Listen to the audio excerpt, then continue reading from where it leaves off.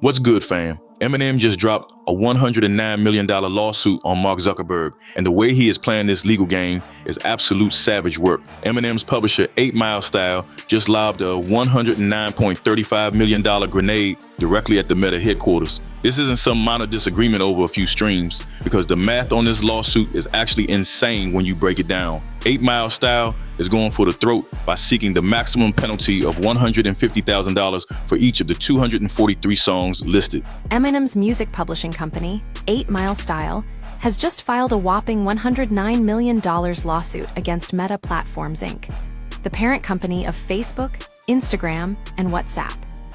This isn't your average lawsuit. 8 Mile Style claims that Meta unlawfully stored, reproduced, and exploited 243 of Eminem's songs without authorization, primarily through Instagram Reels and other in-app features like Original Audio and Reels Remix. $150,000 per song per platform. That's where that jaw-dropping $109.35 million number comes from. And it doesn't stop there. The suit targets Facebook, Instagram, and WhatsApp for what they call the unauthorized distribution of his music. This case covers a huge chunk of the Eminem catalog from his prime years instead of just focusing on hits like Lose Yourself. We are talking about music released between 1995 and 2005. Meta has been treating this legendary music like free content for their reels, which is a major problem for a catalog this protected. A $1 trillion company like Meta just got caught shoplifting from the greatest white rapper to ever touch a microphone. The numbers they are demanding show that the camp is not here to play nice or settle for pennies. Eminem's music publishing company, 8 Mile Style, has just filed a whopping $109 million lawsuit against Meta Platforms Inc., the parent company of Facebook, Instagram, and WhatsApp.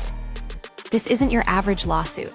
They are making it clear that if you use these sounds to build your empire, you will have to pay the premium price. The strategy behind how they are handling this in public is interesting because Marshall Mathers is playing a very specific role in this drama. Back on June 4th of 2025, Eminem told E! News that he was not personally involved with the lawsuit at all. He basically pulled the "I do not know him" strategy, making it seem like he is just a bystander while his publishers do the work. This classic good cop and bad cop routine protects the Eminem brand while still letting the legal dogs off the leash. Marshall stays the cool legend focused on the art, while 8 Mile Style acts as the aggressive enforcer, making sure the money is right.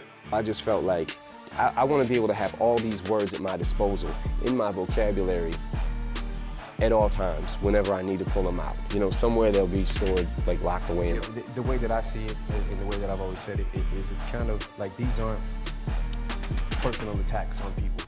I've never met these people, you know what I mean? So these aren't like personal attacks on their character or anything like that. This was a deliberate step away from things, I guess. Yeah, I wanted to pull back from the spotlight for a little while, you know, just, I guess, kind of reassess my whole career, you know what I mean? I ended up in rehab in 2005, and, you know, just kind of wanted to, like I was trying to figure out where I was going, you know what I mean? Even though Eminem is distancing himself, 8 Mile Style has the standing to sue without his name being front and center. A move for $109 million never happens without the blessing of his inner circle. They do not just let people sue for 9 figures in his name for fun. This distancing allows Eminem to stay above the drama while his team works behind the scenes to secure a massive bag. It is a brilliant branding move that lets him maintain his status as a rap god above corporate squabbles. Anyone who tries to exploit his work will get hit with a bill they will never forget. Eminem's music publishing company, 8 Mile Style, has just filed a whopping $109 million lawsuit against Meta Platforms Inc., the parent company of Facebook, Instagram, and WhatsApp. This isn't your average lawsuit.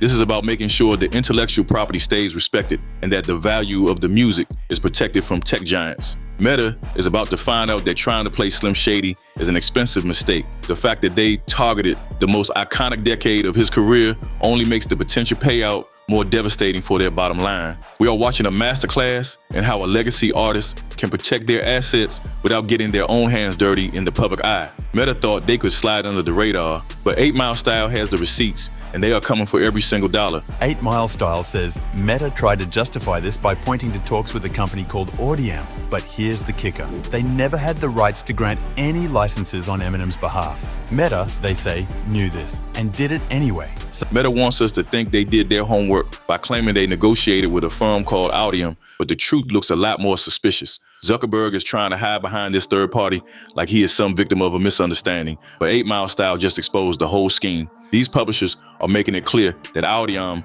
never actually had the power to license the Eminem catalog to Meta, which leaves a massive hole in their defense. In the music industry, there is a massive difference between mechanical and synchronization licenses, and that distinction is exactly where Meta tried to play their games. Mechanical licenses usually cover the reproduction of the music, while synchronization is what happens when you pair a song with a video like a reel. Meta tried to use a licensing loophole to treat these legendary rap hits like they were just royalty-free elevator music that nobody cares about. Lose Yourself. Yeah.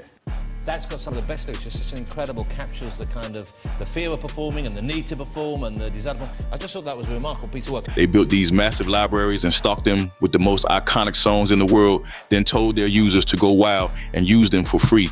This move allowed Meta to bypass paying artists directly. 8 Mile Style is not pulling any punches here, and they are calling this a way for Meta executives to profit at the expense of creators. This is a classic case of a tech giant thinking they are too big for the rules, and they thought they could finesse the system by blaming Audium. Meta clearly thought they could ignore the legal requirements. When you are dealing with a catalog as massive as Eminem's, you cannot just play these games while the rights holders watch you profit.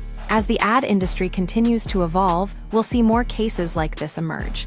But one thing's for sure, 8 Mile Style is taking a stand, and we should be right behind them. That's all for today's Shady Spotlight. Everything changed on June 16th of 2026 when Judge Brandy R. McMillian handed down a ruling that completely dismantled the defense strategy Meta was trying to run. Meta tried to get the case tossed out of the Eastern District of Michigan, but the judge shut that down and handed a victory to the Eminem camp. Judge McMillian ruled that 8 Mile Style made a solid case for direct infringement. That ruling means the court finally acknowledged that Meta was keeping these tracks in their own private music libraries. The decision means the tech giant can no longer pretend they are just a neutral middleman while hiding behind the actions of their everyday users. Since they hosted and provided the music through their own built-in features, Meta became the main target for stealing this intellectual property. It was not a perfect win for 8 Mile Style though, as the judge did decide to dismiss secondary claims like inducement and contributory infringement. Those charges dropped because of a precedent from the March 2026 case between Cox and Sony. The March precedent changed how platforms are held liable for the actions of their users. Even with those secondary issues out of the picture, that direct infringement charge is still active, and that is where the real heat is coming from right now. The court set a hard deadline for Meta to file their response by July 7th of 2026. because even in the age of AI and algorithms, copyright still matters. Let us know what you think.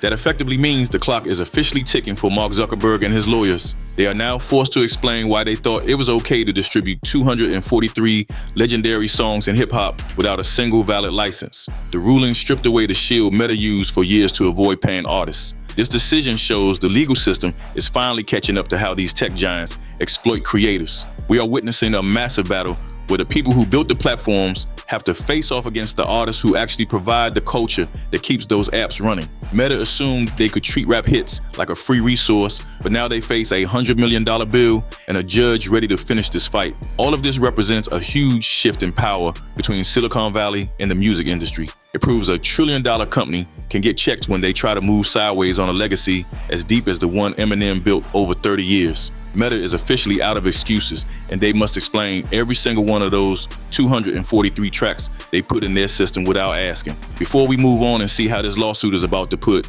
every thirsty AI company on notice, tell me what y'all think about Meta trying to play Marshall like he's some rookie with no legal team. Eminem has sold multiple platform albums. Is estimated to have a net worth of $230 million.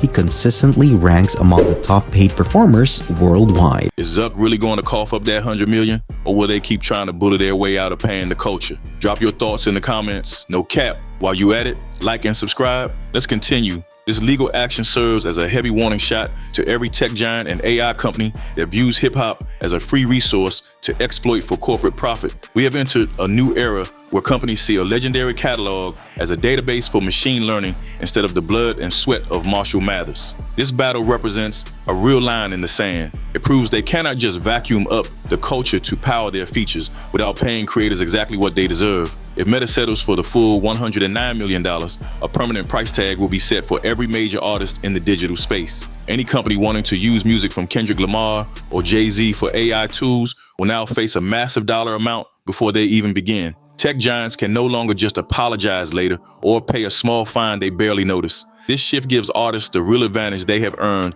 through their hard work over the years. You should contrast this situation with the legal drama between Drake and Universal Music Group, because these two fights are happening on entirely different levels. Lose Yourself. Yeah.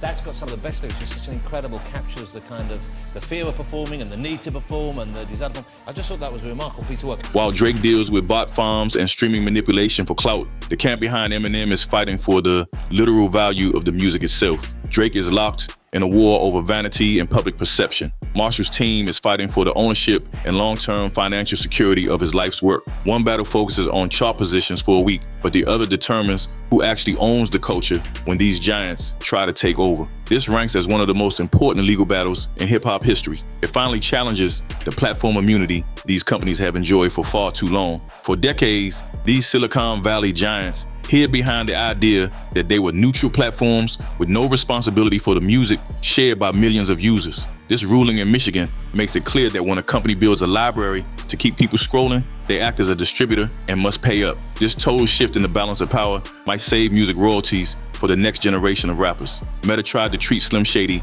like another name on a spreadsheet, but they are about to learn that the real cost of Lose Yourself is huge. They thought they could treat rap like royalty-free background noise for their executives to profit from, but the bill is astronomical. Before we see if Meta files a formal answer by the July deadline, tell me what you think about this situation. Because even in the age of AI and algorithms, copyright still matters. Let us know what you think.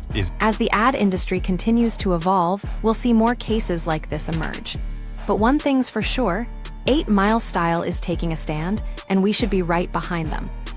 That's all for today's Shady Spotlight. Tell me in the comments if tech companies should be forced to pay these massive penalties, or if $100 million is just too much money. Let me know if you think Eminem is a hero for all artists, or if this feels like a corporate cash grab to you, no cap. While you are at it, make sure you like and subscribe so you never miss another breakdown of the biggest drama in the rap world as we continue.